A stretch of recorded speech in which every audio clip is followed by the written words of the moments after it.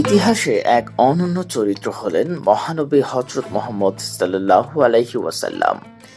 তিনি ছিলেন এমন একজন শিক্ষক ও নেতা যিনি ভুল সংশোধনের ক্ষেত্রে মানবিকতা, সহনশীলতা ও প্রজ্ঞার এক অনন্য দৃষ্টান্ত স্থাপন করেছেন।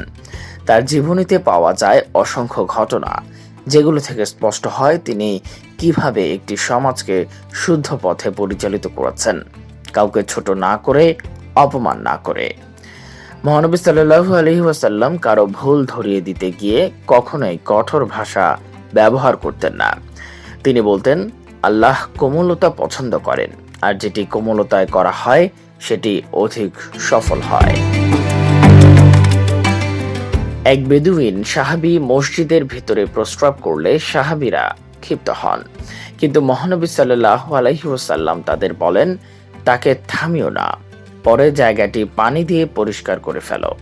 এরপর তিনি বেদুইনকে শান্তভাবে বুঝিয়ে দেন মসজিদের পবিত্রতার ব্যাপারটি। যদি কারো ভুল জনসমক্ষে হতো, তিনি নাম না নিয়ে বলতেন, কোনো কোনো লোক এমন করে থাকেন।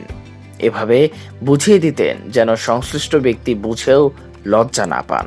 অনেক সময় তিনি সরাসরি ভুল বলার বদলে প্রশ্ন করতেন, তোমরা জানো কি কে দেউলিয়া? এই প্রশ্নের মাধ্যমে তিনি ভাবতে শেখাতেন, তারপর ব্যাখ্যা করতেন ইসলামের দৃষ্টিভঙ্গি।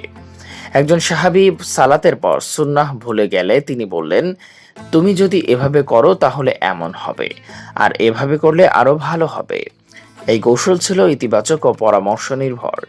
তার কাছে কেউ ভুল করলে তিনি প্রথমেই ধরে নিতেন এটি অজ্ঞতাজনিত, তাই ভুল ধরিয়ে দিয়ে দোয়া করতেন। মহানবী সাল্লাল্লাহু আলাইহি ওয়াসাল্লামের ভুল সংশোধনের কৌশল ছিল আদর্শ শিক্ষক ও স্নেহময় পিতার মতো। তিনি কাউকে অপমান বা দোষারোপ করতেন না, বরং নিজ আচার আচরণ, কোমলতা ও উদারতার মাধ্যমে সত্যের পথে আহ্বান করতেন।